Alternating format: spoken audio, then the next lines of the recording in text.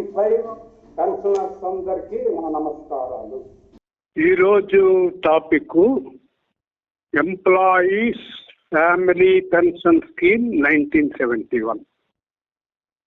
ఈ స్కీము మనకి 1/3/1971 నాడు ప్రవేశపెట్టబడింది.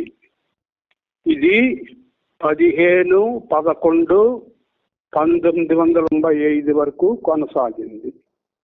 అనగా 24 సంవత్సరాల 8 నెలల 15 రోజులు.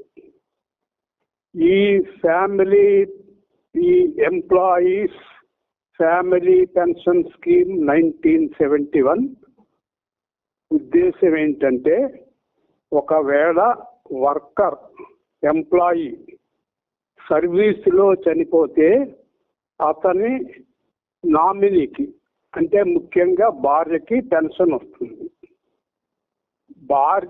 భార్య లేని పక్షంలో అనాథలైన పిల్లలకి పెన్షన్ వస్తుంది.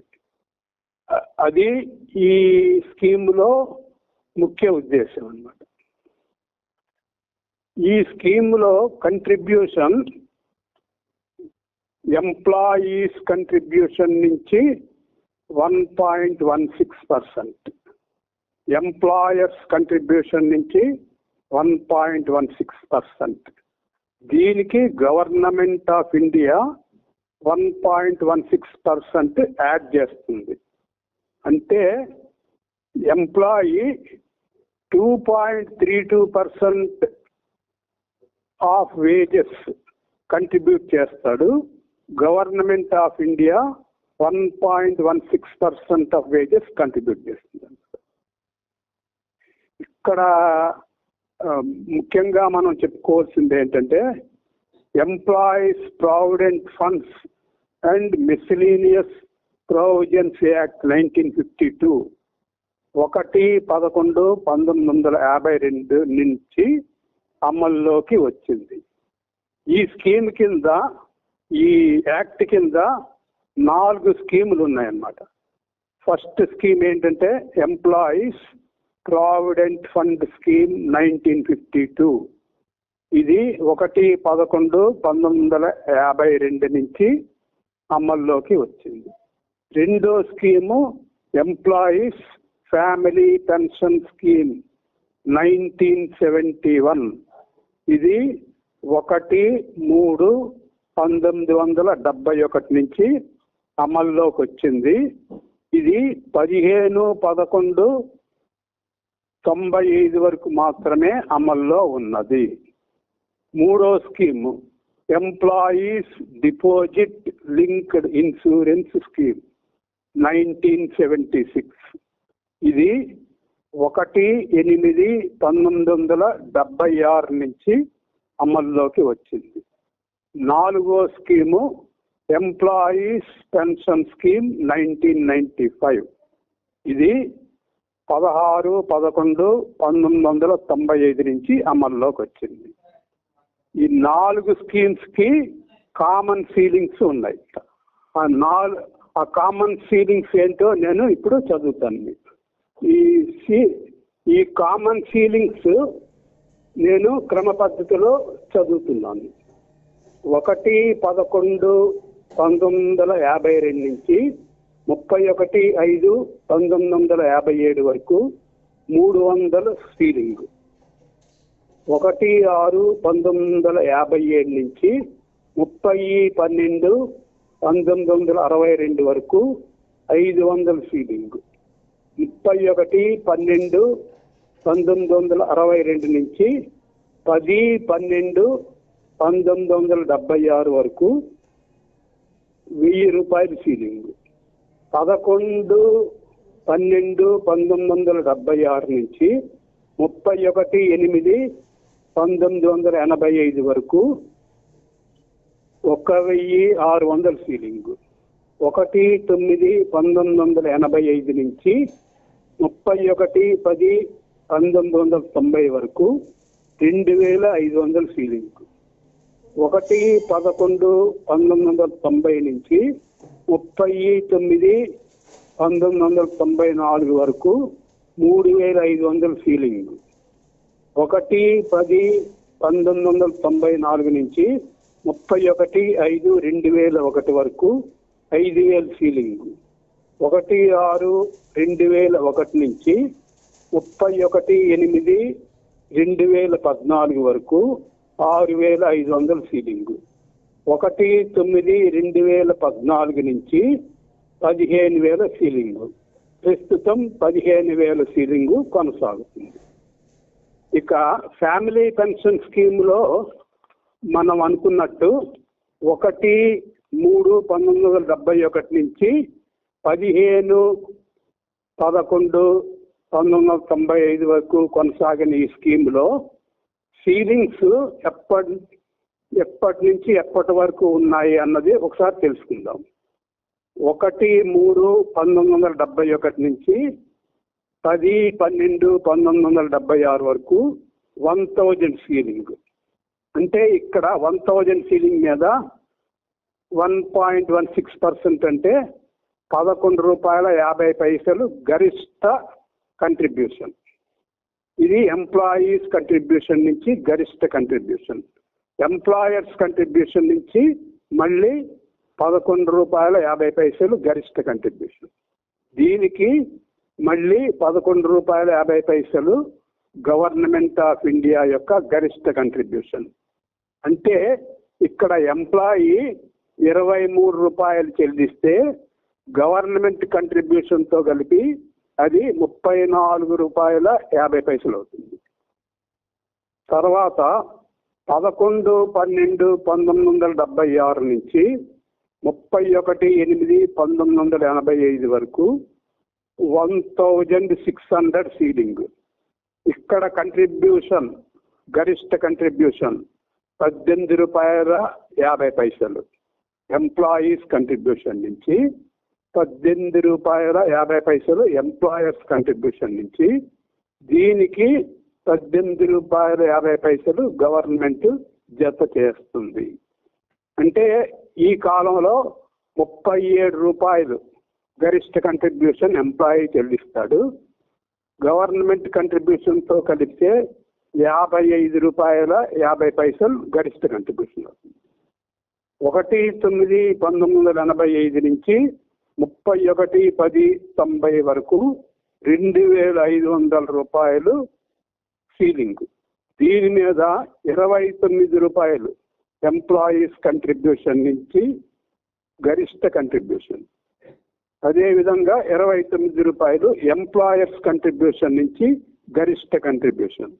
దీనికి మళ్ళీ ₹29 గవర్నమెంట్ ఆఫ్ ఇండియా యాడ్ చేస్తుంది. అంటే ఇక్కడ ఈ కాలంలో ఎంప్లాయీ యొక్క కంట్రిబ్యూషన్ ₹58. గవర్నమెంట్ కంట్రిబ్యూషన్తో కలిపితే ₹81 అవుతుంది. 1/11/90 నుంచి 39/94 వరకు 3,500 కంట్రిబ్యూషన్. అంటే ఇక్కడ ఎంప్లాయీస్ కంట్రిబ్యూషన్ ₹41, ఎంప్లాయర్స్ కంట్రిబ్యూషన్ ₹41. దీనికి మళ్ళీ ₹41 గవర్నమెంట్ కంట్రిబ్యూషన్ యాడ్ అవుతుంది. ఈ కాలంలో ఎంప్లాయీ చెల్లించే కంట్రిబ్యూషన్ ₹82, గవర్నమెంట్ కంట్రిబ్యూషన్తో కలిపి చెల్లించేది ₹123. తర్వాత సీలింగు 1/10/94 నుంచి 15/11/95 వరకు 5,000. ఈ సమయంలో ఎంప్లాయీస్ కంట్రిబ్యూషన్ నుంచి ₹58, ఎంప్లాయర్స్ కంట్రిబ్యూషన్ నుంచి ₹58. దీనికి మళ్ళీ గవర్నమెంట్ ₹58 కంట్రిబ్యూట్ చేసింది. అంటే ఇక్కడ ఎంప్లాయీ ₹116 కంట్రిబ్యూట్ చేశాడు. గవర్నమెంట్ కంట్రిబ్యూషన్తో కలిపి ₹174 అయిందన్నమాట. ఇది కంట్రిబ్యూషన్. ఈ కంట్రిబ్యూషన్ పిఎఫ్ కంట్రిబ్యూషన్ నుంచి మినహాయించి పిఎఫ్ కమిషనర్ కట్టాలి. అంటే ఏ విధంగా కడతారంటే 1/3/71 నుంచి 31/3/72 వరకు ప్రావిడెంట్ ఫండ్ రికవరీ 6.25 మాత్రమే ఉండేది. అందులో 5.09% పిఎఫ్ ఖాతాకి జమ చేసి మిగిలిన 1.16% పిఎఫ్ కమిషనర్కి ఫ్యామిలీ పెన్షన్ స్కీమ్ కంట్రిబ్యూషన్స్ కింద పంపించేవారు. అదే విధంగా 1/4/72 నుంచి 31/7/88 వరకు 8% రికవరీ, ఈఎఫ్ రికవరీ 8% ఉండేది. అందులో 6.84% పిఎఫ్ ఖాతాలో ఉంచి 1.16% ఫ్యామిలీ పెన్షన్ స్కీమ్ కంట్రిబ్యూషన్ కింద పిఎఫ్ కమిషనర్కి పంపించేవారు. 1/8/88 నుంచి 31/3/91 వరకు 8.33% కంట్రిబ్యూషన్, పిఎఫ్ కంట్రిబ్యూషన్ 8.33% ఉండేది. దీంట్లో 7.17% పిఎఫ్ ఖాతాలో ఉంచి 1.16% ఫ్యామిలీ పెన్షన్ స్కీమ్ కంట్రిబ్యూషన్ కింద పిఎఫ్ కమిషనర్కి పంపించేవారు. 1/4/91 నుంచి 15/11/95 వరకు 10% కంట్రిబ్యూషన్, ప్రావిడెంట్ ఫండ్ కంట్రిబ్యూషన్ 10%. ఇందులో 8.84% పిఎఫ్ ఖాతాలో ఉంచి 1.16% ఫ్యామిలీ పెన్షన్ స్కీమ్ కంట్రిబ్యూషన్ కింద పిఎఫ్ కమిషనర్కి చెల్లించేవారు. ఇప్పుడు నేను చెప్తున్న సీలింగ్స్ ఏవైతే ఉన్నాయో ఫ్యామిలీ పెన్షన్ స్కీమ్లో 1,000, 1,600, 2,500, 3,500, 5,000 అని మనం ఒకసారి వేజెస్ చూసుకుంటే 1/3/1971 నుంచి 10/12/1976 వరకు 1,000 రూపాయలు పే ప్లస్ డిఏ డ్రా చేసిన ఎంప్లాయీస్ చాలా అరుదుగా ఉండేవారు. Only senior scale officers public sector undertakings లో అంటే బిహెచ్ఏఎల్, హెచ్ఏఎల్, ఓఎన్జిసి ఇటువంటి సంస్థల్లో పనిచేసే వాళ్ళకే 1,000 రూపీస్ పే ప్లస్ డిఏ వచ్చేది అన్నమాట. తక్కిన వాళ్ళందరికీ తక్కువగా ఉండేవి. అప్పుడు జీతాలు చాలా తక్కువగా ఉండేవి. అందువల్ల ఏంటంటే 1,000 సీలింగ్ మీద గరిష్ట కంట్రిబ్యూషన్ కట్టిన వాళ్ళు తక్కువగా ఉండేవారు అన్నమాట. తర్వాత వేజెస్ గ్రాడ్యువల్ గా పెరగడం వలన ఎక్కువ మంది గరిష్టంగా సీలింగ్స్ మీద కంట్రిబ్యూషన్ కట్టడం జరిగింది అనమాట. అంటే 1,600 సీలింగ్ నుంచి ఎంప్లాయీస్ గరిష్ట కంట్రిబ్యూషన్ కట్టడం జరిగింది. ఎందుకంటే వేజెస్ అప్పటి నుంచి బాగా పెరిగాయి కాబట్టి మనం ఎక్కువ మంది ఎంప్లాయీస్ గరిష్ట కంట్రిబ్యూషన్ కట్టారన్నమాట.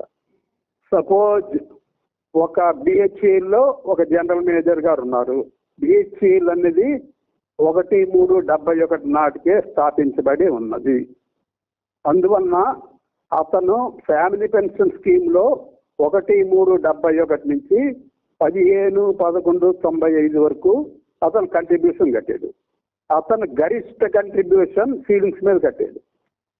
అప్పుడు అతను కంట్రిబ్యూషన్ ఎంత కడతాడంటే మొత్తం 24 సంవత్సరాల 8 నెలల 15 రోజులకి అతను కట్టిన contribution 7,271 from employees contribution, again 7,271 from employers contribution.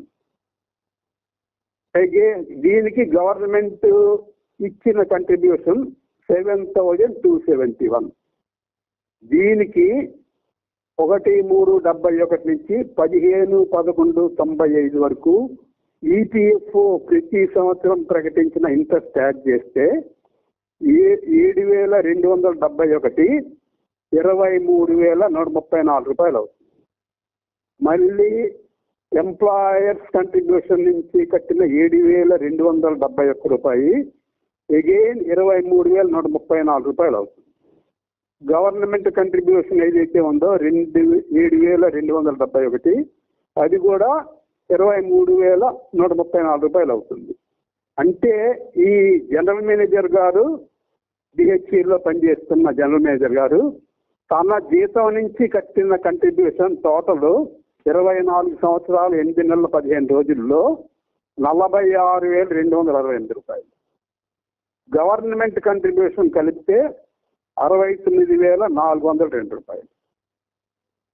ఇది సంక్షిప్తంగా కంట్రిబ్యూషన్ సంబంధించిన వివరాలు. ఈ ఫ్యామిలీ పెన్షన్ స్కీమ్ కంట్రిబ్యూషన్స్ మీద ఈ ఎంప్లాయీస్ ప్రావిడెంట్ ఫండ్ ఆర్గనైజేషన్ సపరేట్గా పెన్షన్ క్యాల్కులేషన్ చేస్తుంది. ఇక్కడ పెన్షన్ ఫార్ములా అనేది ఏమి ఉండదు. ఈ క్యాల్కులేషన్ ఏ విధంగా చేస్తుంది అంటే, మనం ఇక్కడ ఒక పారా ఉన్నది. ఈపీఎస్ 95 స్కీమ్లో para number 12, sub para number 3, again sub para number 1, again sub para number B. ఇక్కడ ఏం చేశారంటే 2,500 A+DA డ్రా 2,500 వరకు A+DA డ్రా చేసిన వాళ్ళకి ఒక లెక్క, 2,500 పైన డ్రా చేసిన వాళ్ళకి ఒక లెక్క ఉన్నదన్నమాట. అంటే 2,501 నుంచి 5,000 వరకు. 5,000 సీలింగ్ కదా. ఇంకా ముఖ్యంగా మీరు తెలుసుకోవాల్సిన విషయం ఏంటంటే, ఫ్యామిలీ పెన్షన్ స్కీమ్లో కంట్రిబ్యూషన్ ఎప్పుడు విత్ ఇన్ ది సీలింగే ఉండేది. అక్కడ హయ్యర్ పెన్షన్ అనేది ఉండేది కాదు. ఫ్యామిలీ పెన్షన్ స్కీమ్ కంట్రిబ్యూషన్స్ ఎప్పుడు సీలింగ్ లోబడే. అందుకనే 2,500 వరకు ఒక లెక్క, 2,501 నుంచి 5,000 వరకు ఒక లెక్క. ఇప్పుడు కంట్రిబ్యూషన్ ఎన్ని సంవత్సరాలు చేస్తే ఎంత బెనిఫిట్ వస్తుంది అన్నది మనం చూద్దాం. ఈ పారా ప్రకారం 11 ఏళ్ళ వరకు కంట్రిబ్యూట్ చేస్తే 80 రూపాయలు, 2,500 లోపు బేసిక్ ఉన్న వేజెస్ ఉన్న వాళ్ళకి. 2,501 నుంచి 5,000 వరకు ఉన్న వాళ్ళకి 85 రూపాయలు. 11 సంవత్సరాలు పైబడి 15 సంవత్సరాలు లోబడి కంట్రిబ్యూట్ చేసిన వాళ్ళకి 2,500 కానీ అంతకు తక్కువ కానీ వేజెస్ ఉన్న వాళ్ళకి 95 రూపాయలు. 2,501 నుంచి 5,000 వరకు ఉన్న వాళ్ళకి 105 రూపాయలు. 15 సంవత్సరాల కంట్రిబ్యూషన్ నుంచి 20 సంవత్సరాల కంట్రిబ్యూషన్ వరకు 2,500 వరకు వేజెస్ ఉన్న వాళ్ళకి 120 రూపాయలు. 2,501 నుంచి 5,000 వేజెస్ వరకు ఉన్న వాళ్ళకి 135 రూపాయలు. 20 సంవత్సరాలు దాటితే 2,500 వరకు వేజెస్ ఉన్న వాళ్ళకి 150 రూపాయలు. 2,501 నుంచి 5,000 వేజెస్ ఉన్న వాళ్ళకి 170 రూపాయలు. అంటే ఈ జనరల్ మేనేజర్ గారు 46,268 రూపాయలు 1/3/71 నుంచి 15/11/95 వరకు కడితే ఇతనికి 15/11/95 నాడు నిర్ణయించిన పెన్షన్ ఎంతంటే 170 రూపాయలు. సపోజ్ ఈ జనరల్ మేనేజర్ గారు ఈ కంట్రిబ్యూషన్స్ పిఎఫ్ కమిషనర్ కట్టకుండా ఒక నేషనలైజ్డ్ బ్యాంకులో కట్టారనుకుందాం. ఆ నేషనలైజ్డ్ బ్యాంక్ కూడా పిఎఫ్ ఎంత ఇంట్రెస్ట్ అయితే ఇస్తుందో అంత ఇంట్రెస్టే ఆ బ్యాంక్ కూడా ఇస్తుంది అని అనుకుందాం మనం. అప్పుడు ఆ బ్యాంక్ ఏం చేస్తుంది, 15/11/95 నాడు వరకు అతను కంట్రిబ్యూషన్ కట్టాడు కాబట్టి 16/11/95 నాడు అతని అకౌంట్ సెటిల్ చేసేస్తుంది. అంటే అతనికి 46,268 రూపాయలు చెక్ రాసి ఇచ్చేస్తుంది అన్నమాట. నువ్వు కట్టిన కంట్రిబ్యూషన్స్కి ఇంట్రెస్ట్ కలిస్తే ఈ మొత్తం వచ్చిందని చెక్ రాసి ఇచ్చేది. అతను 95 సంవత్సరంలో ఈ 46,268 రూపాయలు తోటి బిహెచ్ఎల్ దగ్గర ఒక ల్యాండ్ కొంటే ఆ ల్యాండ్ విలువ ఈరోజు ఎంత ఉండేది మీరు ఊహించుకోండి. 46,268 తోటి గోల్డ్ కొంటే ఆ గోల్డ్ విలువ ఈరోజు ఎంత ఉంటుందో మీరు ఊహించుకోండి. కానీ ఈ 46,268 ఈపీఎఫ్ఓ వాడు రిసీవ్ చేసుకొని ఇతనికి ఇచ్చిన పెన్షన్ ఎంత అంటే 170 రూపాయలు. 95-96లో బ్యాంక్ ఇంట్రెస్ట్ రేటు 13%. ఈ 12% 13% ఉండింది. ఈ 46,268 బ్యాంకులో అలాగే ఉంచిస్తే ఆ జనరల్ మేనేజర్ గారు అతనికి ప్రతి నెల 462 రూపాయలు 63 రూపాయలు 462 రూపాయలు ప్రతి నెల అతనికి ఇంట్రెస్ట్ రావడమే కాకుండా అతను మరణించిన తర్వాత 46,268 రూపాయలు అతని నామినీకి అంటే భార్య చెందుతుందండి. బట్ ఈపీఎఫ్ఓ 46,268 రూపాయలు ఉంచుకొని వాళ్ళు హస్తగతం చేసుకొని ఎంప్లాయీకి ఇవ్వకుండా కేవలం 170 రూపాయలు మాత్రమే అతనికి పెన్షన్ నిర్ణయించారు. ఇప్పుడు 15/11/95 అంటే ఎఫ్పిఎస్ స్కీము అమలు చేయబడిన ఆఖరి రోజు నాడు అతనికి 170 రూపాయల పెన్షన్ నిర్ణయించారు. ఈ 170 రూపాయల పెన్షన్ ఆ రోజు నిర్ణయించి ఏం చేస్తారంటే ఆ జనరల్ మేనేజర్ గారు 31/7/2007 నాడు రిటైర్ అయ్యారు అనుకుందాం. అనుకుంటే ఏం చేస్తారంటే ఈ 170కి మల్టిప్లికేషన్ ఫ్యాక్టర్ అని ఒకటి అప్లై చేస్తారు. అంటే ఏంటంటే 170 రూపాయలు 15/11/95 నాడు పే చేయవలసింది అతను రిటైర్ అయిన తర్వాత పే చేస్తారు. అంటే రిటైర్ అవ్వడం అంటే 58 ఏళ్ళు ఏ రోజైతే నిండాయో ఆ నెక్స్ట్ డే నుంచి పే చేస్తారు. అంటే ఇక్కడ గ్యాప్ ఏదైతే ఉందో 16/11/95 నుంచి till the date of attaining 58 years gap ఏదైతే ఉందో దానికి ఇంట్రెస్ట్ ఫ్యాక్టర్ దీనికి అప్లై చేస్తారన్నమాట. ఇంట్రెస్ట్ ఫ్యాక్టర్ని ఈపీఎస్ 95 పరిభాషలో మల్టిప్లికేషన్ ఫ్యాక్టర్ అంటారు. ఈ ఫ్యాక్టర్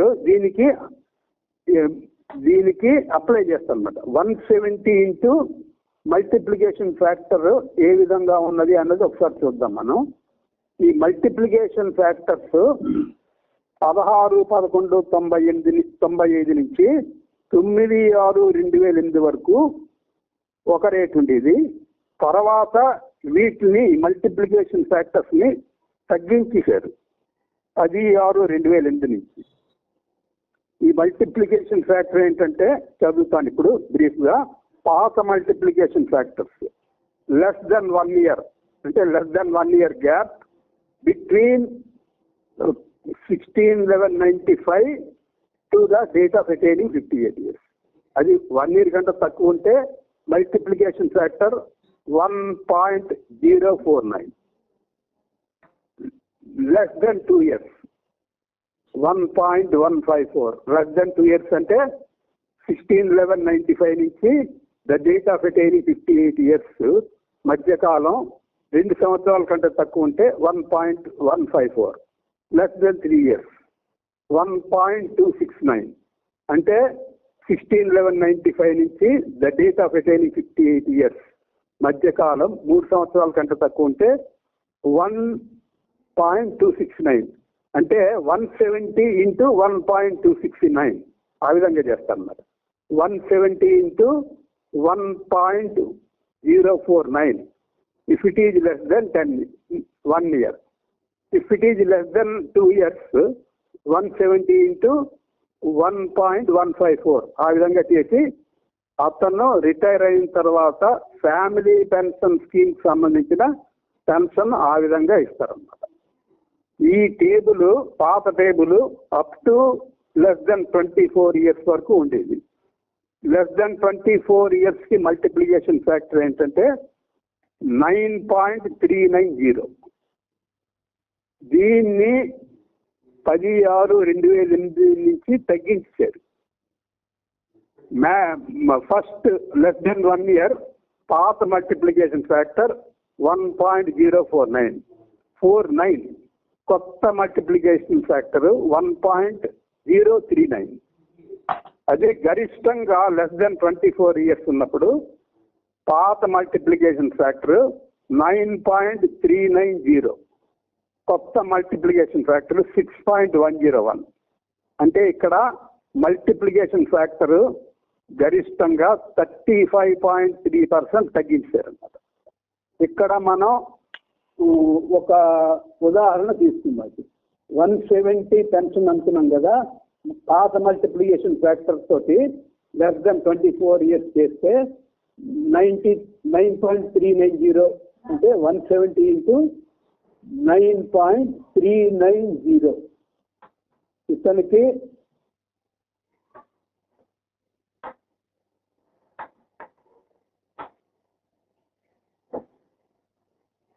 ఇతనికి 170ని 9.390తో మల్టిప్లై చేస్తే 1596 వస్తుంది. రిడ్యూస్డ్ మల్టిప్లికేషన్ ఫ్యాక్టర్ ఏదైతే ఉందో దీంతో మల్టిప్లై చేస్తే 170ని 6.101, 1037. అంటే దాదాపు 600 రూపాయలు తగ్గిపోయింది అన్నమాట. ఇది సైలెంట్ గా జరిగింది. ఈ మల్టిప్లికేషన్ ఫ్యాక్టర్ రిడక్షన్ అనేది సైలెంట్ గా జరిగింది, ఎవరు గుర్తించలేదు మన ఎంప్లాయీస్. ఇది గప్చిప్ గా 2008లో తగ్గించారు వాళ్ళు. దీంట్లో మ్యాక్సిమం లాస్ ఎంత అంటే ఎంప్లాయీకి 440 రూపాయలు. ఈ విధంగా మనకి ఫ్యామిలీ పెన్షన్ స్కీమ్ లో మనకి ఈ పెన్షన్ అనేది వస్తుందన్నమాట. అంటే ఈపీఎస్ పెన్షన్ ఎప్పుడు 2 భాగాలుగా ఉంటుంది. Pension under family pension scheme 71, pension under EPS 95. ఈ 2 భాగాలుగా ఉంటుంది. ఈ 2 భాగాల యొక్క కంట్రిబ్యూటరీ సర్వీసు 20 సంవత్సరాలు దాటితే 2 years వెయిటేజ్ వస్తుంది. ఆ 2 years weightage EPS 95 scheme formula ప్రకారం వస్తుంది. ఆర్ ఈపీఎస్ 95 స్కీమ్లో ప్రత్యేకంగా 20 సంవత్సరాలు పుటప్ చేస్తే అతనికి కూడా 2 సంవత్సరాలు వెయిటేజ్ వస్తుంది. ఇది క్లుప్తంగా ఫ్యామిలీ పెన్షన్ స్కీమ్ యొక్క సమాచారం. నమస్కారం.